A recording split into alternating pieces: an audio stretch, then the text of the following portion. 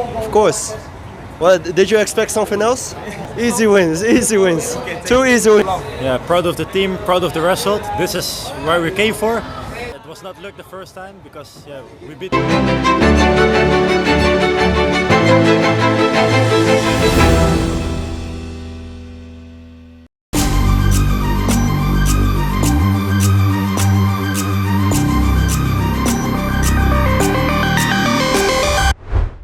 Dalam beberapa tahun terakhir di bawah pelatih Sintayong, Timnas memang menunjukkan progres peningkatan yang cukup menarik.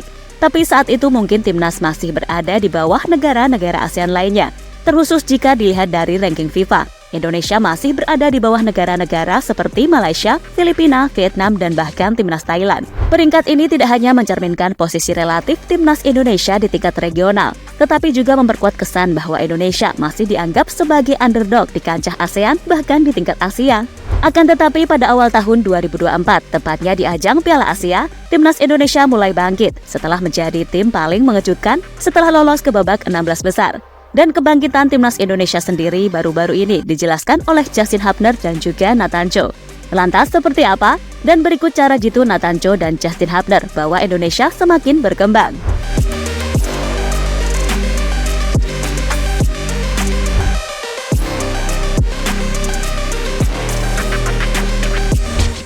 Meski sempat diremehkan oleh salah satu pemain Vietnam dengan menyebut kualitas pemain keturunan Indonesia hanya di level Asia, jelas membuat para pemain cukup tersinggung dan menimbulkan konflik, terkhusus pemain keturunan itu sendiri.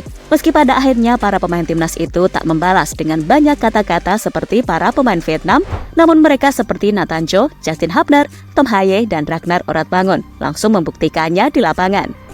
Mereka benar-benar membuktikan kemauannya dalam membela Timnas Indonesia tulus dengan sepenuh hati. Hasilnya pun memuaskan. Para penggawa Timnas Indonesia yang diremehkan kemudian membungkam mulut besar para pemain Vietnam.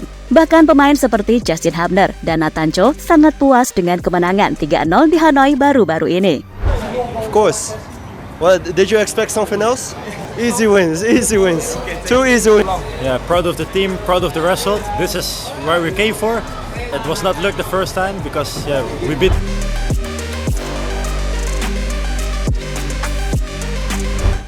Satu persatu Indonesia berhasil menambah kekuatan dengan mendatangkan pemain keturunan Indonesia yang bermain di sepak bola atau dengan kualitas Eropa. Dimulai dari rombongan 2022, di tahun itu ada Elkan Bagot bek tengah yang bermain di Inggris. Elkan punya garis keturunan dari sang ibu yang berasal dari Indonesia. Selain Elkan ada juga Shandy Walsh, Shani Patinama, dan juga Jordi Amat. Meskipun saat itu Shani dan Shandy Walsh baru bisa memulai debutnya untuk Timnas Indonesia di pertengahan tahun 2023. Selanjutnya di tahun 2023 ada nama Ivar Jenner dan Rafael Struijk.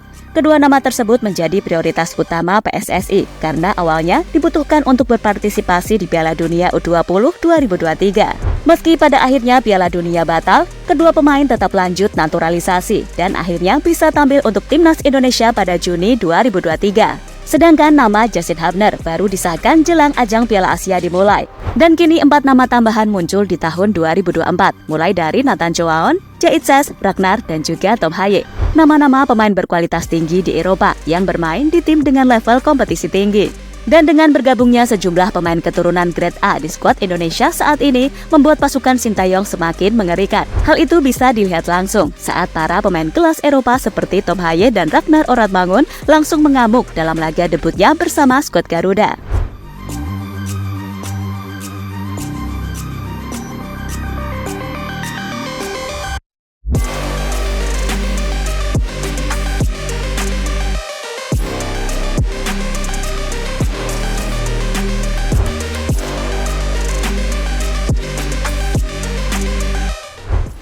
Perlahan namun pasti pelatih Timnas Indonesia Sintayong telah berhasil mengubah skuad Garuda menjadi sebuah tim yang semakin kuat. Keberhasilan ini menjadi terlihat jelas dalam perjalanan tim Indonesia dalam babak kualifikasi Piala Dunia putaran kedua. Sebelumnya kita telah dimanjakan dengan permainan yang memukau dari tim Indonesia dalam ajang Piala Asia. Namun peningkatan yang lebih signifikan terlihat dalam babak kualifikasi Piala Dunia putaran kedua. Pertandingan melawan Vietnam menjadi bukti konkret bahwa Indonesia telah mengalami kemajuan yang pesat di bawah kepemimpinan Sintayong. Kemenangan atas Vietnam dalam 2 pertemuan, baik di GBK maupun di Stadion Maidin, adalah cerminan dari perubahan positif yang terjadi dalam Timnas Indonesia. Namun khusus untuk pertandingan di Stadion Maidin, Indonesia bahkan mampu meraih kemenangan dengan skor telak 0-3, sebuah pencapaian yang mengesankan. Kemenangan ini tidak hanya mengukuhkan posisi Indonesia dalam kualifikasi Piala Dunia, tetapi juga menjadi bukti bahwa Sinteyong telah berhasil membangun fondasi yang kokoh dan menerapkan strategi yang efektif dalam mengembangkan potensi pemain-pemain Indonesia. Melihat keberhasilan skuad Garuda untuk meraih kemenangan mudah tersebut, Sinteyong menjelaskan jika salah satu kunci utamanya adalah para pemain yang telah memahami filosofi sepak bola darinya, memahami taktik dan juga prinsip permainan yang ia mau. Sejak saya bekerja di Timnas Indonesia, terutama dalam 2 tahun pertama, di dalam situasi COVID-19, jadi itu sangat sulit bagi saya untuk membuat tim solid dan bersaing.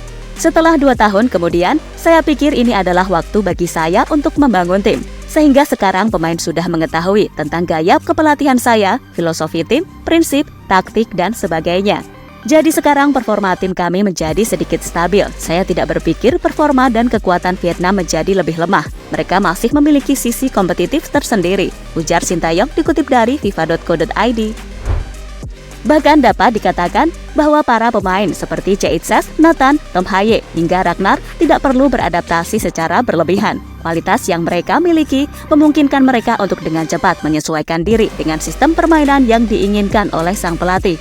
Dengan demikian, hasilnya terlihat jelas saat para pemain tersebut langsung memberikan dampak yang signifikan bagi skuad Garuda. Tom Haye dengan kepiawaiannya dalam mengontrol lini tengah dan mengatur serangan, langsung memberikan stabilitas dan kreativitas di lapangan. Nathan dengan kecepatan dan kelincahannya di sayap menjadi ancaman nyata bagi pertahanan lawan. Sementara Ragnar dengan pengalaman dan visinya memberikan jawaban atas tumpulnya lini depan timnas selama ini. Dan tidak lupa dengan Caitses, yang kehadirannya di lini belakang membuat pertahanan Garuda semakin kokoh dan sulit ditembus.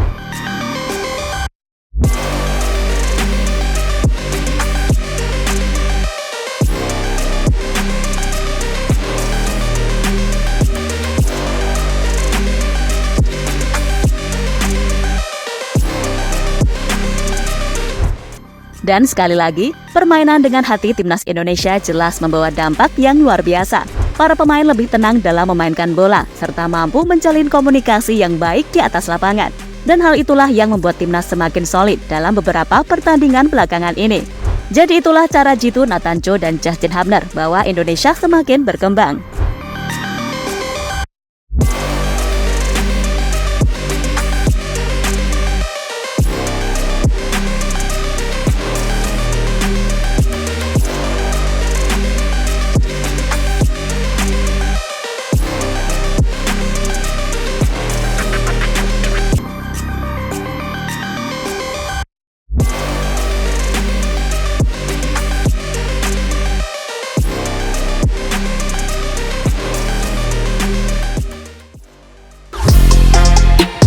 Halo, izin iklan sebentar ya guys. Jadikan ruangmu bernuansa timnas. Temukan beragam poster dinding, sepak bola dan timnas dengan desain menawan, kualitas premium dan harga yang tidak akan menguras kantong. Segera klik link Shopee di deskripsi video ini dan dukung timnas dengan sepenuh hati. Mulai dari dinding rumahmu.